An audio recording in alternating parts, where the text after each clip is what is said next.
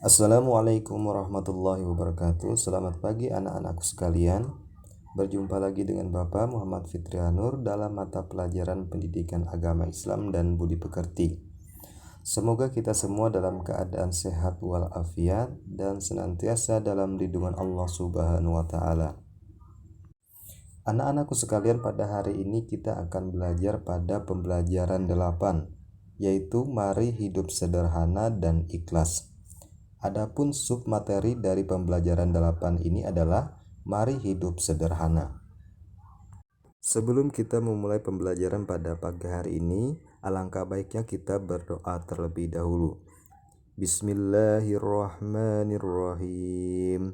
Raditu billahi robba wa bil islami dina wa bi muhammadin nabiyya wa rasula. Rabbi zidni ilma warzuqni fahma.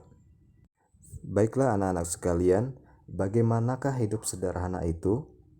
Quran Surah Al-Furqan ayat 67 mengajarkan ciri-ciri orang yang hidup sederhana. Bismillahirrahmanirrahim. وَالَّذِينَ إِذَا أَنفَقُوا لَمْ يُسْرِفُوا وَلَمْ يَقْتُرُوا وَكَانَ بَيْنَ ذَلِكَ قَوَامًا, yang artinya, dan termasuk hamba-hamba Tuhan yang Maha Pengasih, orang-orang yang apabila membelanjakan harta, mereka tidak berlebihan dan tidak pula kikir, di antara keduanya secara wajar. Quran Surah Al-Furqan ayat 67. Menurut Al-Quran, hidup sederhana itu adalah di antara berlebihan dan kikir. Berlebihan artinya tidak wajar atau aneh-aneh. Sedangkan kikir artinya terlampau hemat atau disebut juga pelit. Dalam menggunakan uang dianjurkan agar tidak berlebihan dan tidak pula kikir. Hidup sederhana bukan berarti harus miskin atau tidak punya apa-apa. Contoh sederhana misalnya makan bakso, antara makan 2 mangkuk dengan 1/4 mangkuk.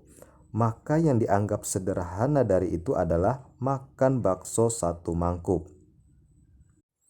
Baiklah anak-anak sekalian, sebagaimana kita ketahui Nabi Muhammad SAW adalah seorang rasul dan pemimpin yang memiliki pengaruh dan kekuasaan. Namun ia selalu hidup sederhana dan menghindari hidup mewah dan boros. Menurut riwayat, Nabi Muhammad SAW selalu tidur beralaskan sehelai tikar, dan kalau ia terbangun dari tidurnya, terlihatlah ada bekas tikar di pipinya. Anak-anakku sekalian, Nabi Muhammad SAW adalah teladan kita. Ketaatan dan kesederhanaan Nabi Muhammad SAW harus kita contoh dengan segenap kemampuan kita. Jadi, orang yang hidup sederhana bukan berarti orang miskin atau tidak punya.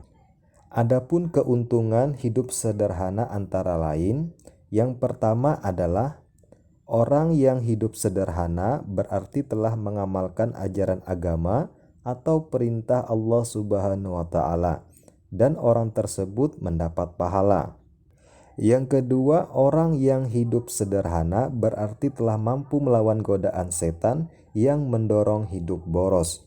Yang ketiga, orang yang hidup sederhana biasanya rendah hati dan disenangi banyak orang.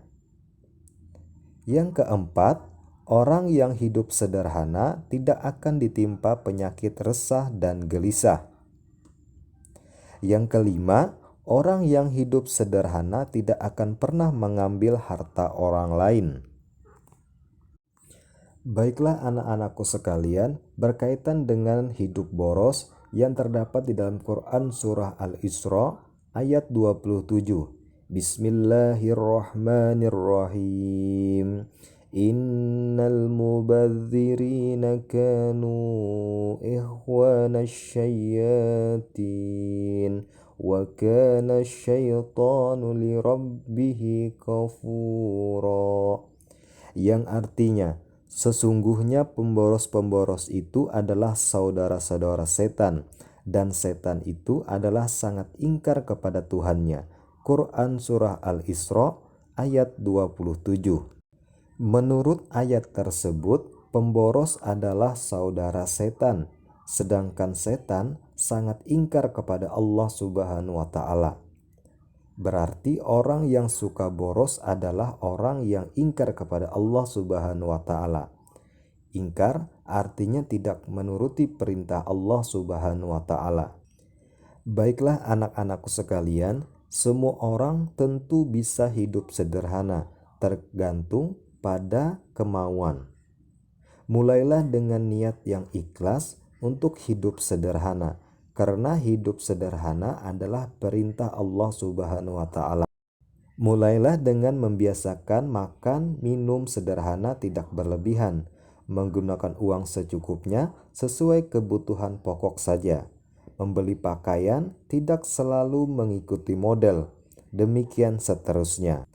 Kalau hidup sederhana tidak dimulai dari sekarang, maka sikap boros itu pun akan terus berlanjut sampai hari tua. Tentu bahayanya adalah kalau sikap boros itu suatu ketika tidak dapat terpenuhi, maka timbullah berbagai macam permasalahan seperti gelisah, marah, mengambil barang orang lain, dan menghalalkan segala cara. Na'udzubillahi min dzalik. Semoga kita semua dapat mengamalkan hidup sederhana sebagaimana tuntunan yang terdapat di dalam ajaran agama Islam, yaitu hidup sederhana semoga bisa kita terapkan dalam kehidupan sehari-hari. Demikian materi yang Bapak sampaikan, semoga bermanfaat. Terima kasih atas segala perhatian, mohon maaf atas segala kekurangan. Wassalamualaikum warahmatullahi wabarakatuh.